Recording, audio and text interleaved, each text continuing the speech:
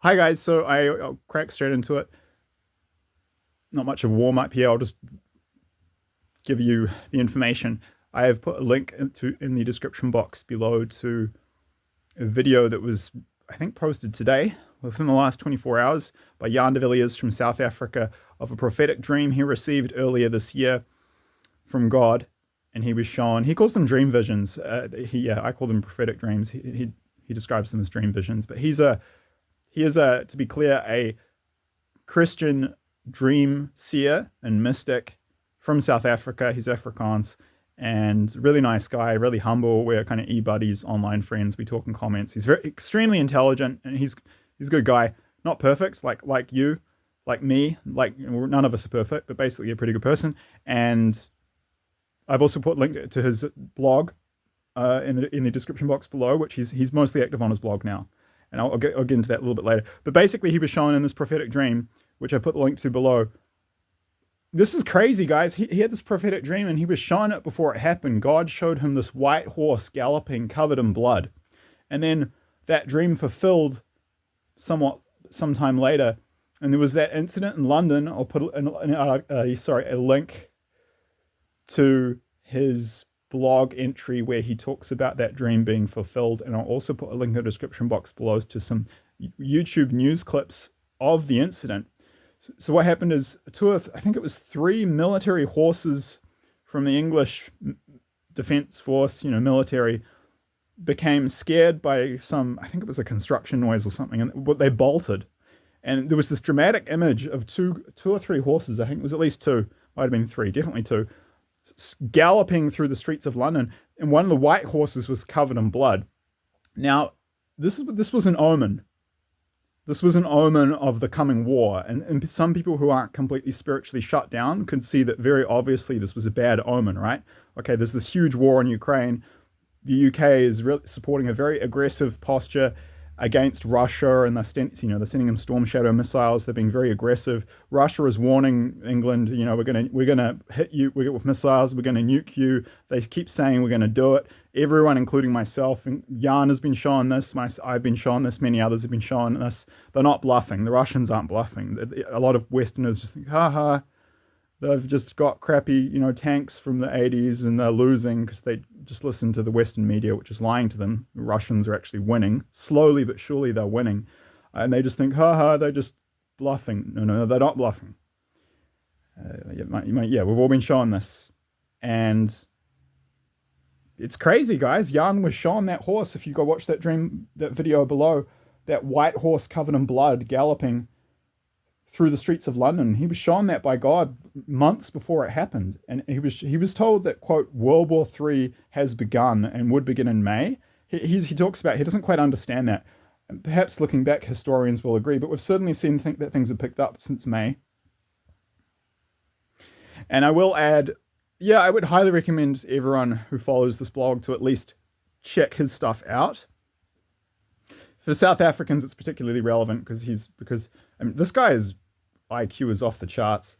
He's the smartest. He's the smartest person I've come across, and I've looked at between I would say 2,500. No, 3,000 to 4,000 prophetic dreams of World War III in the form of YouTube videos, YouTube comments, and there's even a website called 444prophecynews.com where I literally looked at hundreds. So I've looked at between 3,000 to 4,000 dreams, and he is the smartest person I've come across who gets these. And also one of the most gifted in terms of, he has a long string of dream visions, he calls them, that he's posted that have fulfilled.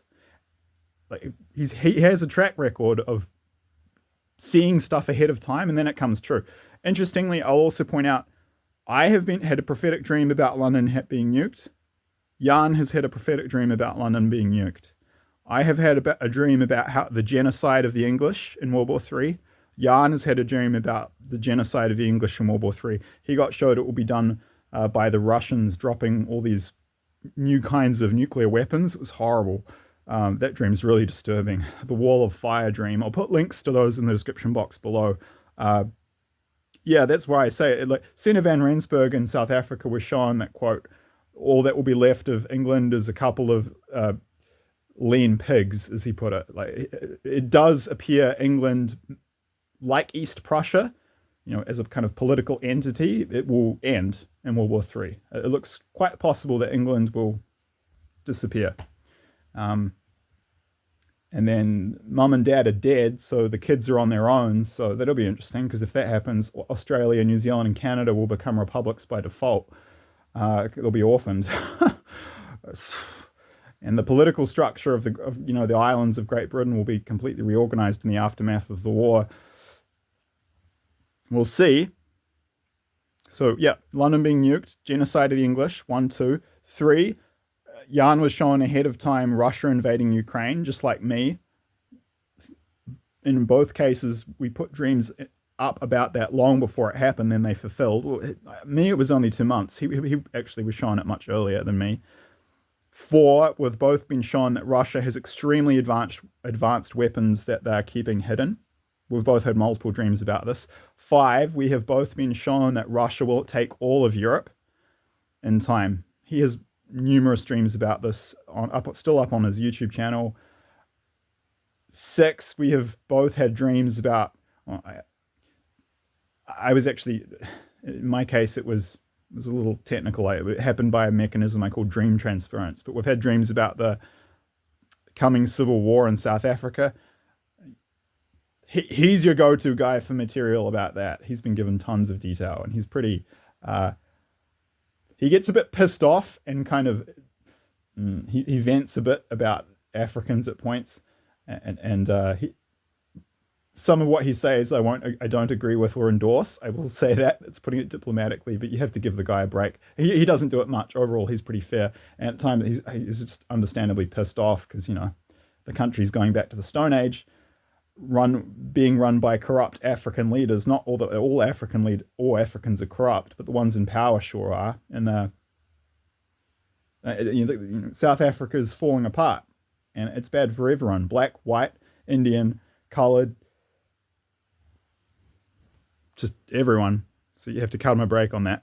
And then there's all the the horrific murders of white farmers, which it looks like have actually been, if you really dig into it, if not allowed, even actively encouraged and funded by the ANC. I mean, you've got to cut some white South Africans for being extremely angry about the state of their country. But overall, he's pretty fair and balanced. So yeah, I would advise to go at least check that dream out, and that of the one I mentioned below which he posted today. He posted it on his blog months ago. He just posted the video version of this prophetic dream. You can see on his blog that he posted his prophetic dream of it before it fulfilled. He posted the video version in the last 24 hours. Yeah, highly recommend going and checking that out. And then also just, checking out the news footage of those military horses bolting through London, especially the white horse covered in blood. It's biblical symbolism, 4 horsemen of the apocalypse. And I mean, how much more obvious can you get? A horse from the English military covered in blood, out of control, it's kind of a disaster. It's, like a mini disaster, galloping through the streets of the English capital. It's an omen of coming disaster. So just very briefly, I will chuck in here too. A lot of people don't realize this. So like, I'm all about science and rationality, right? I mean, dude, I have a science degree. For people I have a Bachelor of Science with a major in environmental studies from the Victoria University of Wellington. I actually came to God through reason. Literally, they say no one comes to God through reason. I did. The left side of my brain was so skeptical. It was saying, no, I don't believe this. I don't believe this. And God just kept giving me prophetic dreams, and they just keep coming true. So I was like, okay, well, this is clearly real because I've evaluated it using the scientific method. Like, I surrender. That I'm converting, So I'm a pretty skeptical person, but I'm scientific. I've got the left side of my brain, but I'm also intuitive and mystical and creative. That's the right hemisphere of my brain. A lot of people don't realize this, but it's the norm these days in developed parts of the West. If you're middle class, it's everywhere, the entire Western world. I think most of our countries, people are either atheistic or agnostic, and even a lot of the Christians, I found this out the hard way in New Zealand, are fake Christians. Like, for example, I have a former Christian friend who drinks a lot, who's very mean and aggressive and cruel and brutal in his words when you confront him on things. He's not gentle or kind, and very judgmental. And so, I mean, they're the worst. At least toxic atheists and agnostics are honest about it. I find fake Christians are the ones that annoy me the most, and they're the ones that put people off God in general and Christianity. Like everyone, because people hate them. People get pissed off because they're hypocrites. All right, but so we're in a situation now where in the West, most people are more left-brained and rational and kind of we've forgotten. Most people, to be honest, don't even know what mysticism is. They literally don't know what it is. The idea of having a direct relationship with God, or the Holy Spirit showing you stuff and interfacing with the spiritual world. Literally, like I didn't know what it was. Like when I first heard the word early last decade, I didn't know what it was. That's how far our culture has moved in many cases, in much of the West, not all of it, from spirituality. And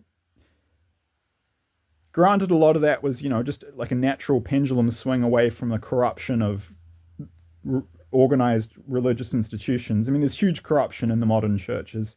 Like look at all the pedophilia stuff in the Catholic Church, even the local Anglican church I went to in my town in Eastbourne. Like, I remember I'll be honest, they had like some years ago they had a fundraiser to build a new church hall, and they were saying like we need $400,000 to do some simple repairs. I'm like, really? It doesn't add up. Like, and there's no transparency about where this money is going. I mean, so people are leaving the churches because the church, for good reason, because of hypocrisy and corruption. But we're kind of throwing the baby out with the bathwater, and in many cases, people didn't just stop going to church. They got rid of Christian values. They got rid of spirituality in general, or any desire to connect with the divine or to connect with God, which is theosis, and to align your will with God's will and to become, get that sacred union. That's basically theosis. That's the end game of Christianity, is to get to a state of theosis. And so where am I going with this? Well, before the age of reason and enlightenment in Europe, kind of starting around the 1500s, 1600s, when science and technology really began to make great leaps. Now that's good, and that's been great for the world, but we can have science and technology and spirituality and mysticism. It's not, we don't have to have tyranny of the or. We can have the genius of the and. And it's important to point out the greatest scientists in world history were all mystics. Tesla has quotes about God. Einstein has quotes about God. A lot of the best inventors talked about how they got their ideas in dreams. Studies done on the brains of the most intelligent, quote, geniuses in human history reveal that they have a very high number of connections in the brain between the two hemispheres, respectively the left and the right hemispheres. The part of the brain responsible for this is called the corpus callosum. And interestingly, autopsies done on the brains of cetaceans, for the non-biologists among you, that's whales and dolphins, they've also found that they have the same thing. God literally told me whales and dolphins are smarter and more conscious than 70% of humans, which I would totally believe. Because, yeah. And so you don't have to choose. Like, because a lot of people are like, oh, I'm either a scientist or, I believe in God, or no, you can have both. Science and technology and, belief in God and authentic spirituality, mysticism, Christianity, whatever, in whatever form you live it, are totally compatible. It's not a binary. We can have both. And they're not mutually exclusive. They're complementary. They're meant to work together. And when you do, when people have them working together, they become geniuses. Do you know what the word genius means in Latin? It means spirit. It literally means spirit. So, it's interesting that most people miss that as an omen. But the thing is, before the 1500s, we did, as Western civilization, need the pendulum swing to go from religion into like spirituality exclusively to exclusively basically science, materialism, technology, and now it's coming back to the middle where we're getting an integration of both. Because before then it was just religion, and there was a kind of tyranny of religion, and there was the religious organizations and the churches got really corrupt, blah blah blah, and that's how Martin Luther and the, you know, there's whole schisms in the churches that in the Christian church that occurred around, I forget the dates, halfway through the last millennium. Um, yeah, because of the corruption in the Christian church, right? So the pendulum has gone from right brain in our collective consciousness in the West, being spiritual, religious, and often very mystical, to being completely left-brained, science, technology, and atheistic and agnostic. And now it's coming back to the middle, and we're working out how to integrate both hemispheres of the brain.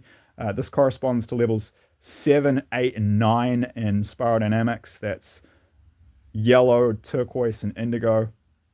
Indigo is full enlightenment and theosis, mysticism, direct connection with God, syncing your will with God's will. God literally talks to you, and anyone can do it if they want to. The thing is, though, Joan of Arc had that, right? God spoke to her and told her, like, do this, do this, do this. And pre-1500s, yes, people were very religious in Europe, but most people understood what mysticism was, and it was quite a well-known thing. Like, it was almost like the tribes, the Aboriginals, or say the Native Americans doing vision quests. There was this, they would describe it as shamanic, but it was well understood in Europe that there was this kind of path of the mystic where you would go out and, be in a monastery or whatever, or in the forest, and you would start to talk, you would connect with God. Like, that was a well-known thing. Like, everyone knew what that was, but that's not the case now. Like, if I tell someone God talks to me in my dreams and shows me stuff about the future, they'll look at you like you're an alien in modern Western civilization. But you only have to go back 600, 700 years, and it was basically normal. And indigenous cultures, like if I talk to some of my friends from the tribes I'm working with in the Ecuadorian Amazon and say, I'm having prophetic dreams about the future, they don't bat an eyelid, because literally more than 50% of 3 of the 4 tribes I'm working with, so the Achua, the Shuar, and the Shuar, literally more than 50% of these people get prophetic dreams every week. Like, for them, it's normal. And the Celts used to do that in Europe. The Romans talked about that when they started doing their conquest. They talked about there were these people who saw the future in their dreams and had a love of nature and lived in the woods. So the mystic experience and even prophetic dreams are not foreign as a mainstream normal phenomena within Western society historically, but they are in our current period. And people like me and Jan and hundreds of other, we're not special, okay? There's millions of people having these dreams. We're kind of representing the resurgence of this as we come back into balance. And so, yeah, in the past, people would have recognized that. They would have seen that white horse covered in blood galloping through the streets of London. It's like, they would have seen that it was an omen. Some comments in the YouTube video for that say there are comments, people saying, oh, geez, this is an omen. But most people don't see it at all. They're blind, which is dangerous. And it's interesting, like, I'll finish up. There's a really good book I read about the conquest of the Aztecs, which was interestingly written about 140 years ago. Like, the guy literally in the 1880s decided, wow, this is an awesome story from, about how many is that? 360 years ago. I'm going to do all my own original research and then write a book about it. I found this book in a secondhand store. Dude, this book is written in the 1880s, and it's amazing. It's so well written. It's written like, it's enthralling. He did great historical research. It's written like a historical action thriller. It literally reads like Lord of the Rings. It's that exciting and engaging. Except it's just history, the way he wrote it. But I forget the name. I have it in storage. I need to find it and pull it out. It's such a good book. Yeah, it's literally 140 years old, and it's written like someone would write in the 1880s, but in such an accessible way that we can still read it today. And it's like Harry Potter or Lord of the Rings, because that story of the conquest of the Aztec Empire, you could not make that up. And I don't understand why someone hasn't made a good Hollywood film about it yet, because like, you don't have to. It's like one of the most dramatic, amazing stories ever written, and it's real. It's historical fact. But my point here is that there were many, many, many signs and omens of a coming disaster. Ooh, getting chills all over my body now. And all that the people in the Aztec Empire saw them. There were all these like weird things going on with animals and like weird sunsets, and everyone was terrified. In the 6 months preceding the invasion by the Spanish, there were all these mystic signs from. You could say that God was doing it. You could say that my interpretation would be that the kind of clockwork mechanics of our reality in this universe that God created, which now operate independently of God's will. It's like God is sentient and at free will and is a person who can have a relationship with everyone, but he also created this reality, this universe. So it's like, for me, it's like the impersonal mechanics of this reality that God created. Then God just sits back and interacts with us.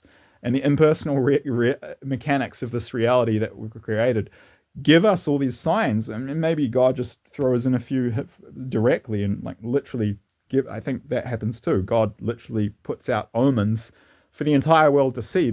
And back then, the Aztecs. They got wiped out for a reason. They were doing human sacrifices, okay? So I'm not saying that what the Spanish did to them was good, but they had really bad karma. But you got to give it to them. They could see omens about disaster from a spiritual perspective coming. Yeah, they could see that. They knew when a great disaster was about to fall, and that their civilization was about to get KO'd, because they saw the omens. They had that spiritual literacy, that mystical literacy that most of us in the West now lack.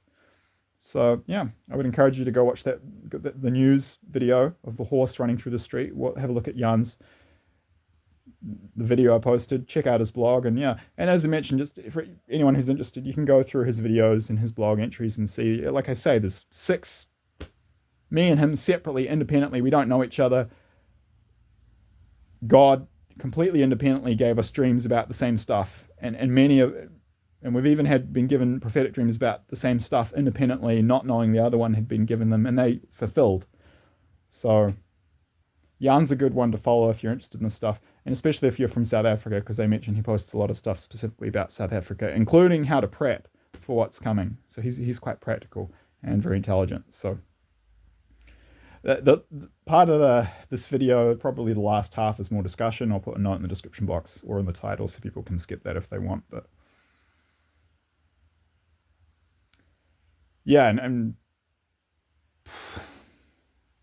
we'll see what happens. I don't know, looking back, when historians will say World War III was initially declared. It is worth pointing out and throwing in here, for those of you who have missed it, that I've been given more than one dream, 2 now, in which the Holy Spirit told me and showed me that World War III will be officially declared in the press when China invades Taiwan and the US moves troops to fight China. China has openly said that we're going to invade the United States if you interfere in Taiwan. They said it in code. They said, we'll, quote, show up on your doorstep. That's code for we're going to invade the US. And it gets completely crazy. If you really look into this, there have been Chinese generals looking into, we're just looking at logistic operations. We're going to need about 800 to 1,200 cargo ships to go across the Pacific. What do you think that's for? They're not selling furniture. It's to move, 3 to 6, maybe 3 to 9 million. I'll do it in a few runs. Chinese troops to invade the US. They're getting their plans ready. So I've been shown that officially, we'll see, who knows. World War III will be declared and openly acknowledged when China goes to invade Taiwan. But perhaps looking back, historians will say, we're already in it. I don't know. Time will tell. I'm not sure. This is like an open experiment, open science experiment of a mystical nature. But World War II was officially announced and officially began when Germany invaded Poland. So, that would make sense to me that it would happen when China invades Taiwan, which is only a matter of time. Prophetic dreams are not just ignoring them. Like Chinese have said, well, we're going to do it sooner or later. At that point, a new front opens in the Pacific, and the US has said we're going to go in, and then so we'll see when it officially begins. But check out Jan's material; it's pretty compelling. Thank you, and I'll see you in the next one. Cheers.